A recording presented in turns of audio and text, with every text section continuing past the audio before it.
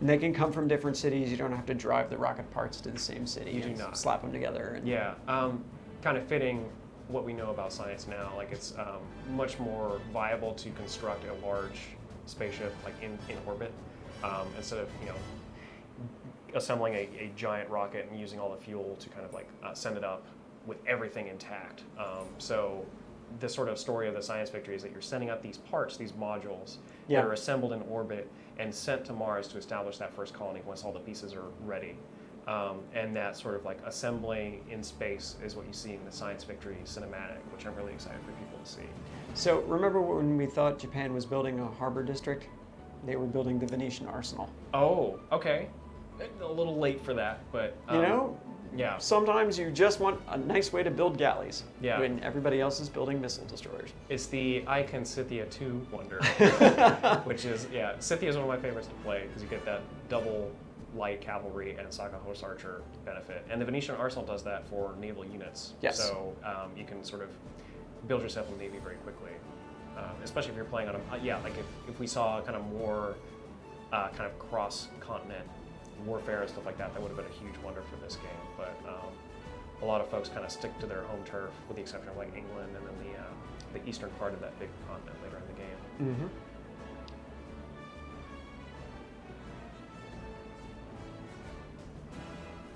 And once again, let's go to the tape. Let's see how things look.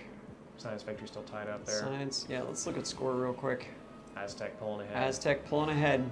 What are the details on that? Like, is it coming from culture? Oh, I'll bet it's coming from all sorts of. Oh, sorry. Empire score 301.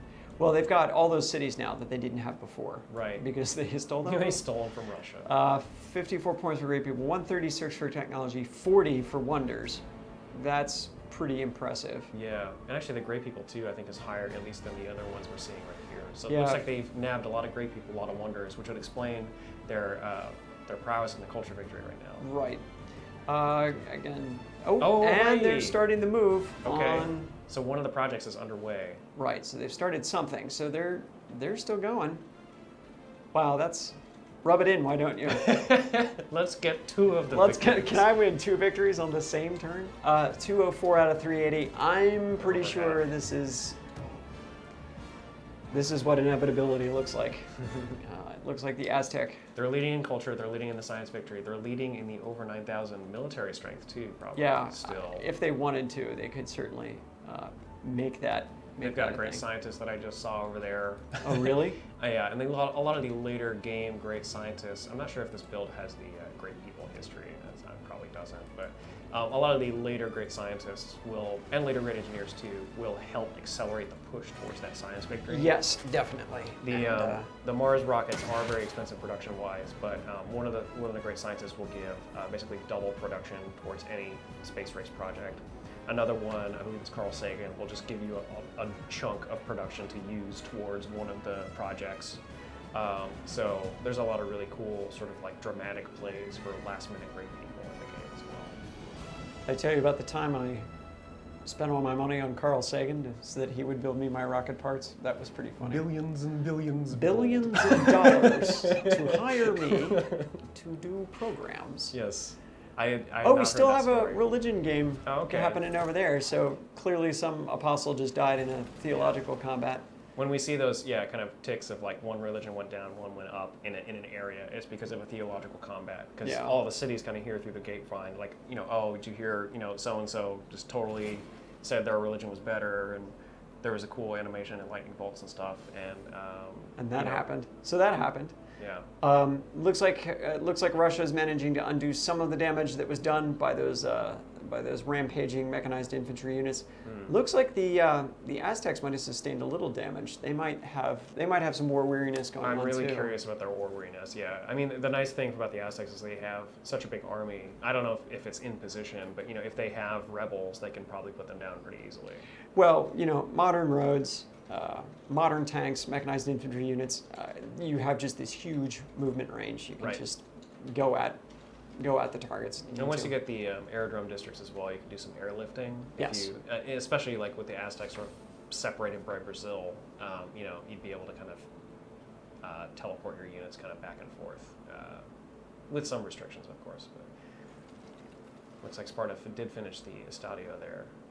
Yeah, that might have contributed a little bit because they are kicking a little more Yeah, it seems tourism like out, but yeah, they're not anywhere they're near almost a where they third, need to I be. think it was last we checked. Yeah, they're just.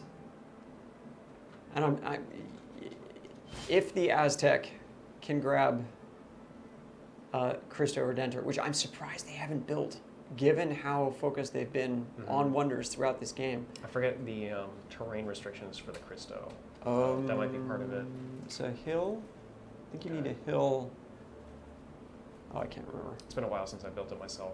One of the interesting look it up. things about Look it up. yeah, let's go to the Civilopedia. Not this. Oh, okay.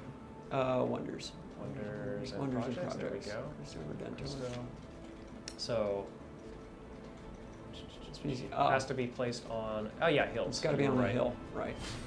It gives us +4 culture, kind of inherently, and then if Right. we look at the bonus up at the top, so tourism output from relics and holy cities is not diminished by other civilizations with research in the Enlightenment Civic, and doubles tourism output of seaside resorts across your civ. So yeah, like as Ed mentioned in the stream earlier, the early tourism in the game comes largely from religion and relics Right. and stuff like that. And normally, once you hit a certain point in the civics tree, Enlightenment. enlightenment, yes, it will sort of be tamped down from other civilizations. But the Cristo Redentor basically says, hey, no, actually, these relics are still really cool, and also our seaside resorts are really cool. If Chad has informed me the Aztec have already built Cristo Redentor, I Oh. missed it. So I missed it apologize as for being well. a scrub who has to take a break every once in a while. There's a lot going on. It's a faster pace than I'm used to seeing the game being played. Like even we have the build going on kind of outside our offices, and we like to stop by and look at it. But it's a lot of information to take in, a lot of competitive play going on right here. So it's the year 2003, it looks like. Almost to present day. Yep. Turn 424. We still don't have a victory yet, but I'm pretty sure this is all over but the shouting at this point. Take a look in a few minutes to see if there's any surprises happening. Mm-hmm.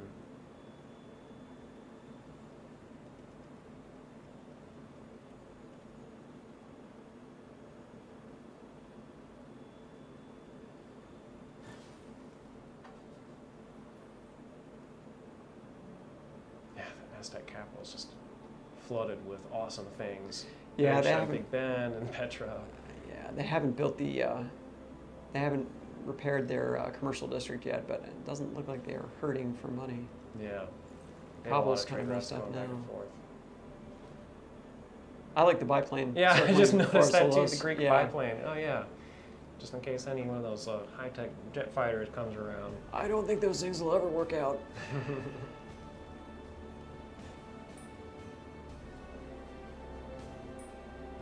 Mech infantry patrolling the Aztec capital, making sure everything's under control. Yeah, it's.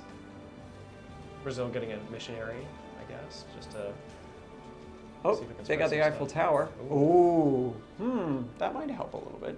Yeah. So that's going to double the appeal for all of their city tiles. So Yeah, we're which going for to stuff start. like the beachside resorts and neighborhoods and the national parks as well, I believe, will be a significant boon. So that might stretch things out a little bit too. Yeah. They just chop down a forest or a rainforest to advance whatever it is that they're working on. That is the in La Venta. spaceport district city, yeah, so maybe they're going for something there. Yep.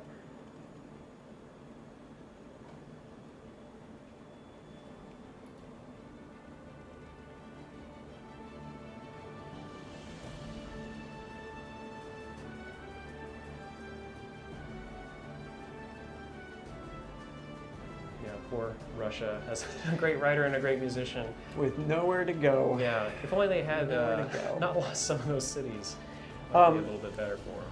One of the things that I found is when I start snowballing on culture and you end up with the great writers and the great musicians generally making things faster than you have places to place them. I'd say really, yeah, if you're playing the culture game well, the real limiter is the slots Right. that you have on your building. So getting those amphitheater districts, or theater square districts, Right. excuse me, and And- the buildings in them. and also wonders, especially like Broadway later on and stuff like Hermitage is super that. useful. Hermitage is great. Like getting slots to use these great people in is one of the most important steps. And of course it depends, like some games, if a lot of people are going for a culture victory, the great people race might be a little tighter, and the great works themselves might be what's in short supply. But kind of making sure you have room to showcase all these great cultural things is one of the big steps. And then trading the great works away, which is one of the things that you can do diplomatically, is actually really useful, because if you have a great writer with nowhere to put their stuff, that's essentially untapped potential that you have sitting around wasting your time and everybody else's. So trading that out for some other things can be pretty useful. Or something. And different AI leaders value them to different degrees. Sure. And especially if you have an AI leader who's theological combat going on. Whoa.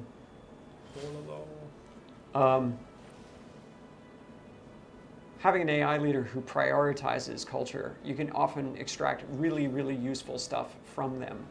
Mm-hmm. I've traded away a set of 3 works for a city once. Wow, nicely done. Yeah, it was because that city had access to aluminum and the AI didn't know it.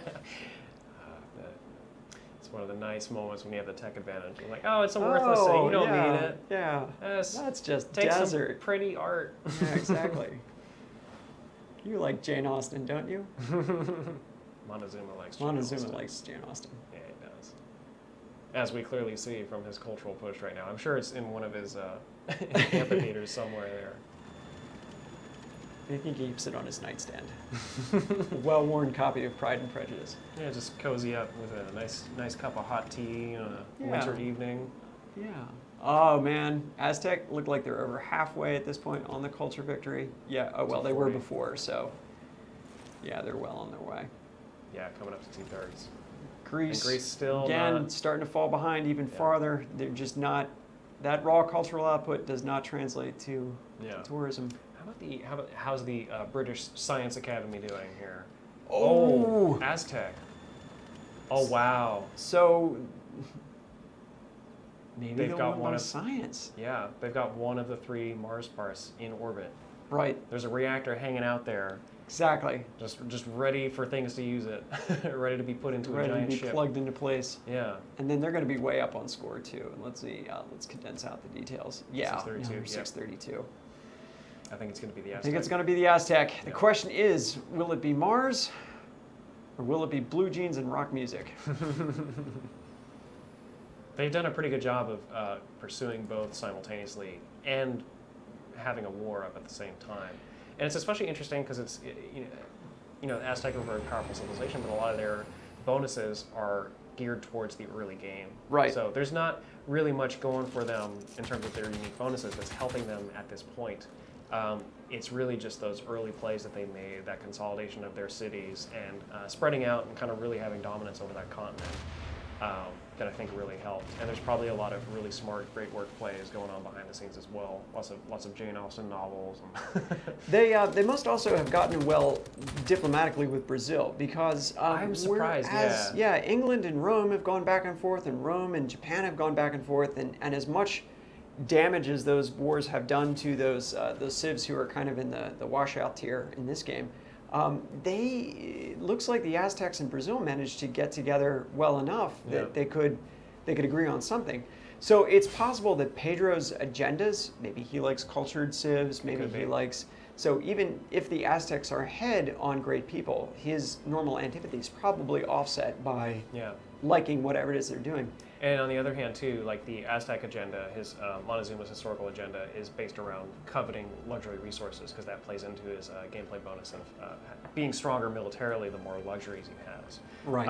And because they're on the same landmass and they're neighbors, odds are that the luxury resources available are pretty similar. So the Aztecs, probably have a lot of the resources that Brazil has, so they don't see them as a threat, and they're like, you are not keeping luxuries from us that we don't already have, so we're okay.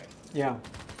So there's a lot of conspiracy theory happening in chat right now that we rigged this so the Aztecs would win. Like, we have no idea. We're watching this game live, just like you guys are. This was a We generated what we call turn zero save, which is literally we start the game, Right. save it, and exit out of it, and then we turn it over to the script, the special scripts that Ken put together for this live stream. Yeah.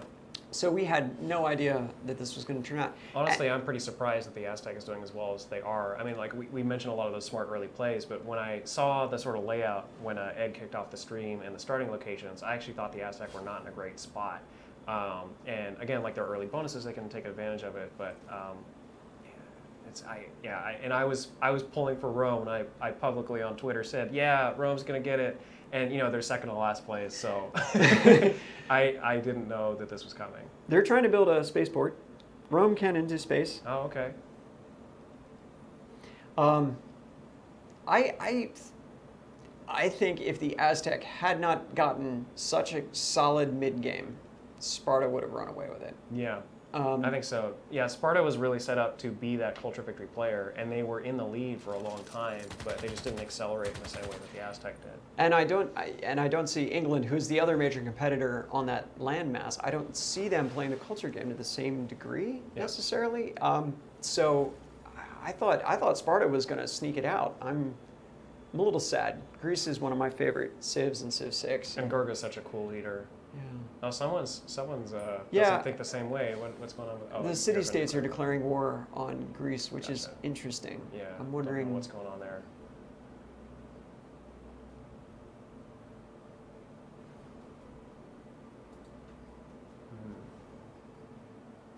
Kabul having lots of barbarian problems. Yeah, nobody wants to be their friend anymore. Yeah.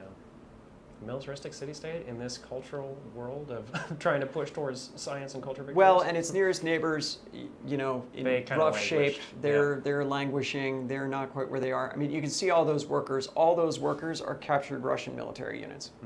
So, they're. Yeah, I'd be curious. Like, I was happy to see that the map script that we played with this time had an uneven split on the land mass. It was like 3 players on one and 5 players on another one that was slightly larger. Because like definitely the 4 and 4 I've seen kind of much more commonly. But having a sort of asymmetry like this is really interesting. And yeah, like I think having more land on that bigger continent there, it's kind of like a higher risk, but with a higher chance for players to run away. Like if Rome had really, ramped it up the early game, they could have grabbed a lot of cities, had a lot of land, and had a big advantage over whoever's on the other continent. But they also have more competitors, so it's a lot more unstable, I would say, especially in the early game when people are sending their settlers out. And as Drew mentioned, Rome taking a little bit more risks with, unescorted settlers and things like that.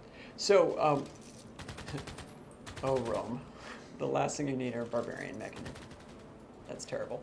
One of the things, this is actually the 3rd time I've played on a standard continents map where it's been in a 5-3 split across 2 continents. And in each one of them, the winning civ has been on the 3 civ continent. Interesting. And I think it may be what you're saying, the competition at having that many civs there and the kind of the instability that generates in that classical era. Yeah. Right after everybody's made contact, right when people are, settling those critical 3rd and 4th cities. Get a little religion action going here.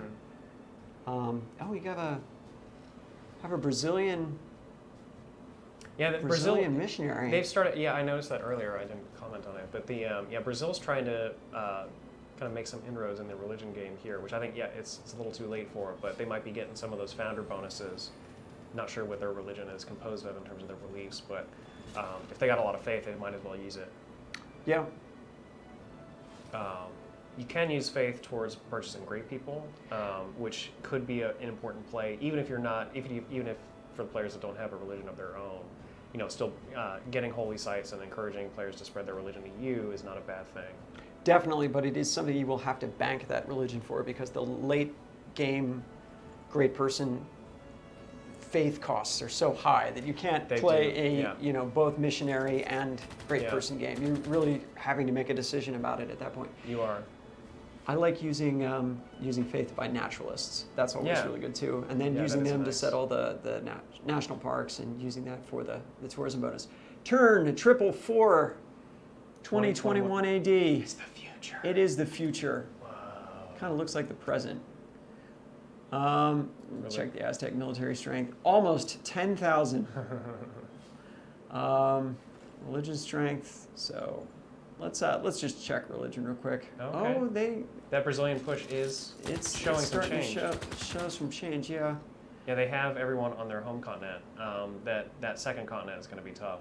Yeah. Science looks like Aztec are similar to still. Yeah, they still just have one module up in orbit. Japan's almost on the moon. Japan is almost on the moon. They are. Yep. They're trying to get there. They're trying.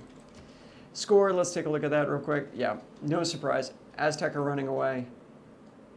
Sizable England. lead. Yeah. Almost getting to be 100 points up on England. Mhm. And on culture, 272 of 364. We are coming to the end game here. Oh, it says England's actually passed up Greece as the sort of second place for culture there. Yeah, you're right. So there, let's take a look at the overall again, and take a moment to snap that back. So we go back to culture victory. They're 138 tourism. Oh, 256 tourism. Oh wow, that's much higher than last time. Yeah. But 336. 320, 336, 336. Yep. Yep. Yikes. Yeah. I just don't see how that's going to change.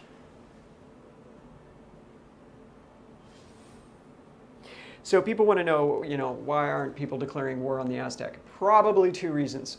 First of all, the warmonger penalties are so much higher this late in the game. You'd want to have a valid casus belli against them. And the first civ to do so is still going to be massively unpopular. And the other civs may look at that as an opportunity to pounce on the unpopular guy and take all of his stuff. Yeah.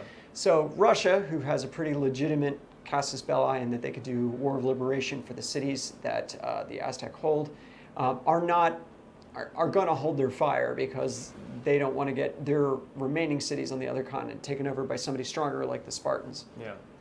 Or the British, who have been pumping out mechanized infantry units like crazy. Yeah. There's also like an interesting design point there, which when Civilization 5 first came out, the AI's opinion of each other would be influenced by things like going for a victory type. And that's actually something we listened to fan feedback, and a lot of fans didn't like that. And I think it made sense to sort of break the fourth wall a little bit, because you'd have a leader that came up to you and said, we think you're going for a science victory, we don't like this, we want to win the game instead of you. And it's definitely like a very sort of metagame moment where if you're sitting around with friends playing a board game, it makes sense to be like, okay, well, he's going to win, let's gang up on him. Right. But throughout Civ 5, we made more steps towards having the leaders react more towards their own priorities and their own game and their own historical personality. And with Civilization 6, with the leader agendas, we just took that to the next level. So they're obviously trying to win the game, but they're not going to sort of break the game story to sort of say okay, let's all gang up on the Aztec because he's going to win. Right. It's mostly about the situation that they've been through. It's about their history with the other leaders in the game. It's about their diplomatic agendas, both the historical one that they have every time and the hidden one that you can sort of discover through espionage. Yep.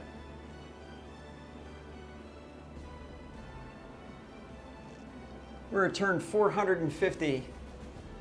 I'd be surprised if this goes on for too much longer. Yeah, that score victory, that time victory is at 750, which is generous. I think we're going to be done before that. But you can always do the, if you're playing as a human in the single player or multiplayer, you can do that one more turn. Let's Right. just kind of play it out and have fun. And in the first version of the AI script that Ken had made, the game didn't actually stop when somebody won. Just kept on going. It just kept on going. So Yeah. I set an AI game to play all night, one night, and came back in the morning, and it had kind of turned into you remember the Civ 2 game? The Eternal War. The Eternal War. Yes. That's so cool. Yeah. Yeah. We have always been at war with Eurasia. That was what that had turned into. Very 1984. Everybody's at war with each other all the time. Don't worry about it. Nothing can break the status quo. Yeah. It's interesting to see. Yeah, because we definitely design a very specific experience with the technology tree and the governments and stuff to sort of lead up to these points that are very dramatic victory pushes. Right. But yeah, if you kind of continue that past the fact, everybody has so much power, and like you get things like nuclear weapons. It just sort of devolves into these crazy dramatic stalemates. Stalemate would imply there was something worth fighting over at the end. A ton of Greek mechanized infantry sitting around there. If I were Russia, I might be concerned. I can see Gorgo maybe. I'm impressed with Brazil. They're keeping up the religion push there. Well, maybe they figure that's their best shot at victory at this point. They've slipped out a little bit. They are leading in it right now. Yeah, and if they're not using the faith for great people, which honestly, as Brazil, that's what I would be doing, but those late game great people are quite expensive. So yeah, they might as well spread some religion, go for the victory, or help ramp up that founder bonus that they have, whatever they chose for their religion. Right.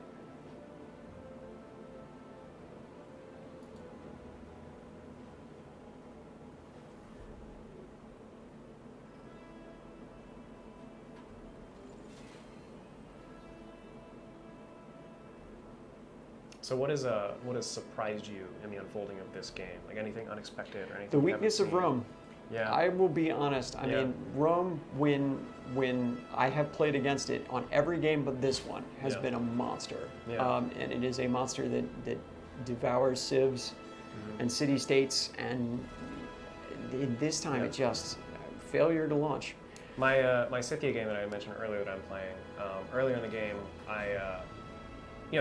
Germany and Rome were the powerhouses on my continent, and I was kind of looking at Germany as my target, and Rome was my friend. Like we had a lot of agenda synchronicity, and we were getting along. And very similar to what we saw in this game, there was a bunch of legions with a battering ram that just kind of started coming through my open borders. And I was like, what's going on, Rome? Where are you going? Yep.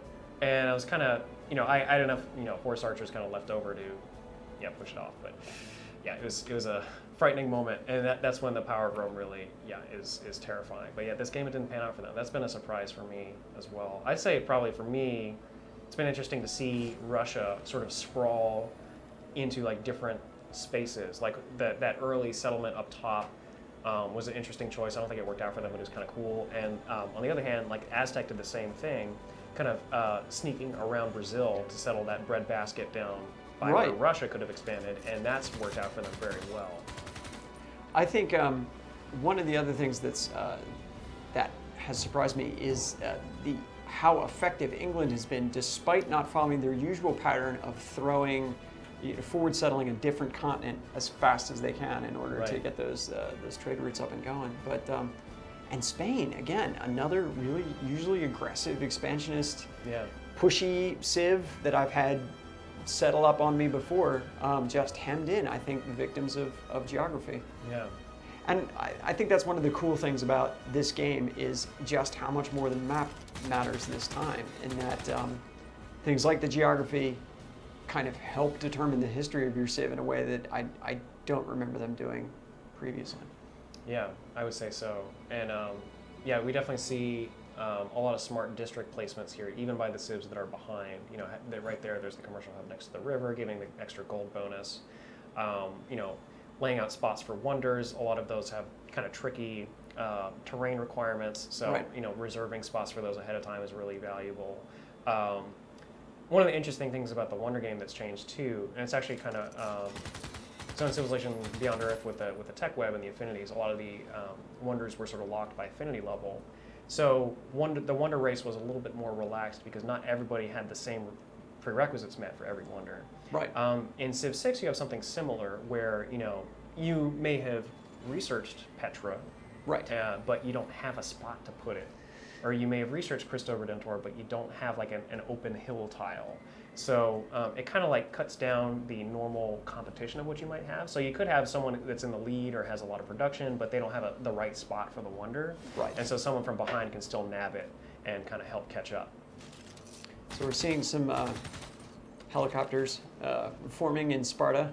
They have a entire Helo army ready to go. If only it was Scythia, they'd have 2 for 1. Oh man, that light cavalry class is pretty cool. Yeah.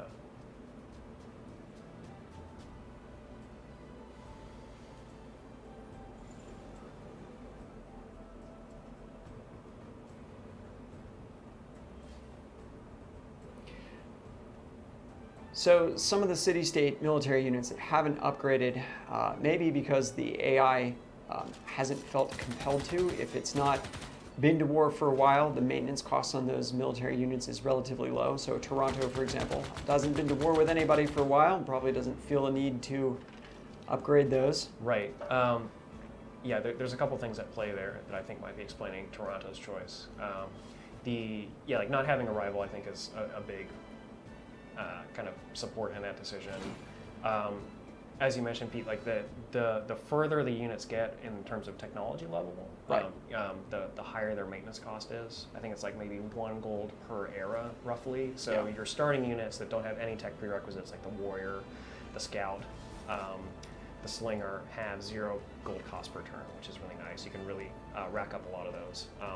Things from the ancient era, like archers, will have 1 gold per turn. If you slot the correct social policy earlier in the game, that gets reduced by 1 to 0, which is really nice. So that's probably what Toronto is doing. They might not be paying any gold maintenance at all, which is nice. City-states are kind of hamstrung in a lot of their economy. Like they are kind of intentionally not able to field a really large army. And if they're a popular city-state, and they are giving their strategic resources, whatever ones they have, to someone else, they're not going to be able to upgrade their army as easily. Yep. So let's take another look at score here. At 2030 AD, we've got to be closing in on things. Yep. Let's take a look at our 2 victories that we're tracking right now. The Aztec, again, in the lead. They've just got the 1 module in orbit. Doesn't look like they've made any progress since then.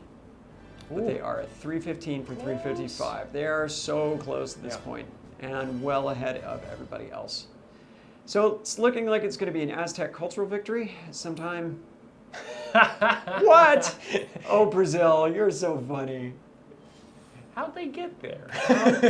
Why did they get there? Why did they get there?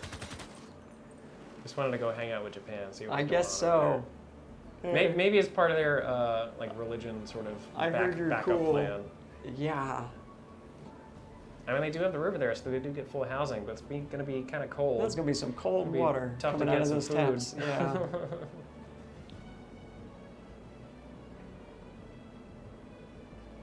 Yeah, something interesting with the Aztec start is they had a really nice spot for their capital, I think, but they had a lot of desert around there, so I was surprised that it really took off for them. But floodplain is going to be really quite nice for, a lot of food bonus. Oh, some theological combat going on there. Some theological combat, yeah. They've, the Aztec also have Petra, which has been kind of booming their cities for sure. on the desert as well, too. That missionary is going to convert that rocket pad. Can you take the religion into space? Take it into space. Go and convert Mars, please. I like those tanks just driving across, though. Yeah, let's make sure everything's okay. Yeah. It's probably a barbarian camp that got wiped out. It's probably that. Yeah, that's probably what the Antiquity site was. Yeah, similar to the Civilization 5 system, the game keeps a record of all these sort of historical battles, and will, once archaeology becomes online, place these artifacts on the map, depending on where the battles were fought, who the parties were involved, stuff like that. So that's a really fun system. Kind of gives a sense of there's a lot of things actually about 6 that kind of show the history of your game. Archaeology is one, the roads are another. So the roads that you see, you can build them manually with a military engineer, or you can build them, with your special roam ability. But for the most part, they're coming from trade routes. So you see kind of a record of who's been trading with who, what the big thoroughfares are. And as more trade routes come online, they tend to favor using existing roads. Definitely. So it's sort of like an interesting visual record of how the sort of economic international relations have unfolded in the game.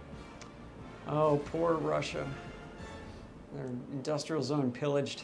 Yeah, it's gonna hurt. That's for their not gonna science help victory. anything. That's not gonna happen. Yeah.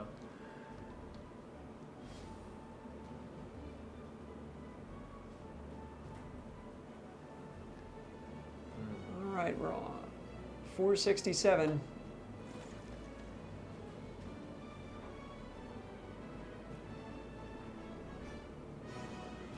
So Vilnius is still having problems too. They're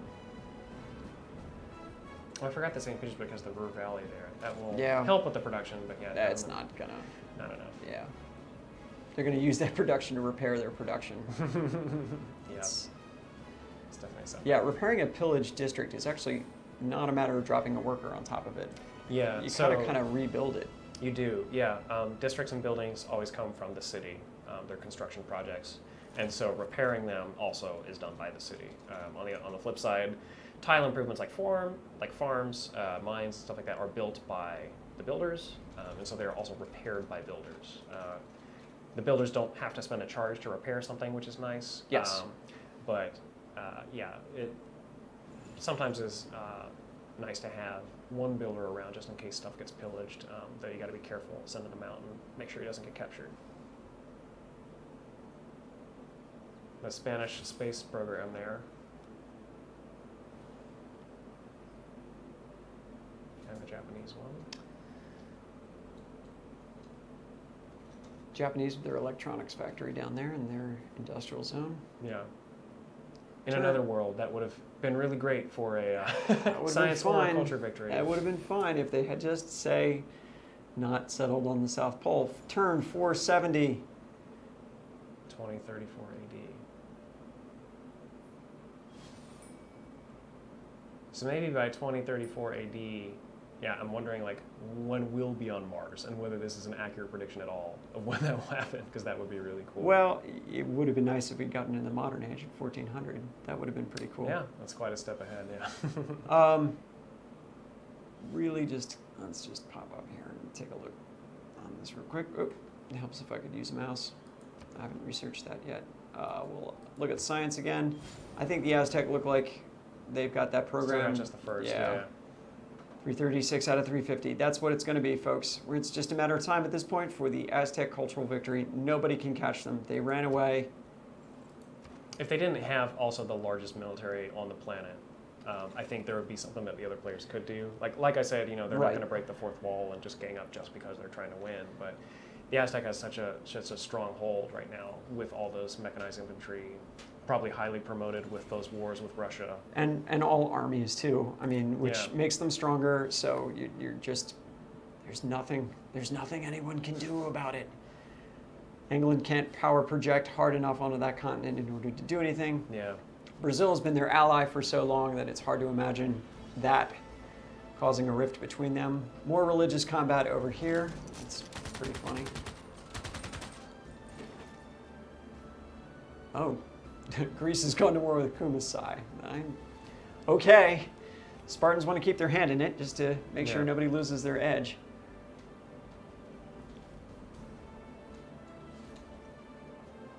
Where are you going to try to settle? That's very silly of you. That's very silly of you. So we've been going since about 4 o'clock this afternoon, local time. We're a little over 3 hours of this game right now. Again, this was standard speed, standard size map, 8 players, king difficulty. And we just kind of let the AI rip, let it go and do its thing.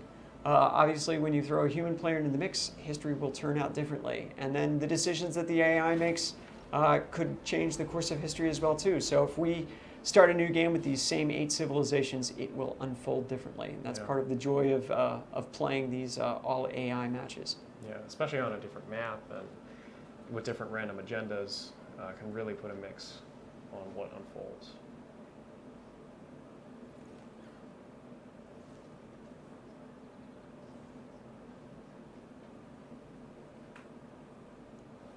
I'm surprised that the ocean between the two continents might be a little bit too big, but there's not a lot of transoceanic trade routes. I think England might be set up for that with their city of Manchester over there, but I think by the time that they sort of, Oh, we have an end of game. There we Aztec go. has won a cultural victory. all right. So that's the end of the game. And like we said, that was what we were looking to see as it became more inevitable over time. They built up a huge momentum. They did. There they are, with all of the tourists in the world flocking to see their resorts and their beaches and their wonders and their lovely culture and the charming people. Yeah. So, well, let's come back to the studio. Or do you want to Yeah. look at something else I before? I wanted to take a look at this glorious Aztec Empire I keep Okay. reading about, see what all these wonders are, and just take a moment to appreciate all the stuff going on here. Yeah. Yeah. Very cool. And they hedged their bets with the science victory as well, which was cool to see. They they did pretty far towards it too. Interesting. The campus, no natural adjacency bonuses for the one there. But sometimes that's an okay play. I mean, once you get the buildings in there, especially if you have high population cities to put the specialists in there, you can still crank out a lot of science. Right. Ton of. Yeah, they were just throwing campuses up on things. Never bothered to repair the districts outside of Smolensk. They found something better to do with them, I'm sure. They've got the pyramids. They've got Big Ben. They've got Petra. They've got everything. Yeah. Let's see what's down here. Oh, there it is. Oh yeah, there's the Redentor. Cristo Redentor. Yeah. I missed that. Great spots for the holy site. Yeah. Oh my gosh, the Flanking adjacency the natural bonuses on wonders. that. Yeah. Yep, that's remarkable.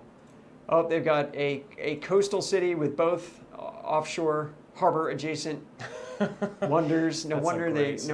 that even if England had gotten its navy under construction, it would never have gone anywhere. There's their spaceport. There's their That's one of spaceport. them, There yeah. looks like they're queuing up the next rocket for it. Just monster of an empire. Yeah. It went well for them. It did. It really did. All right. So, okay.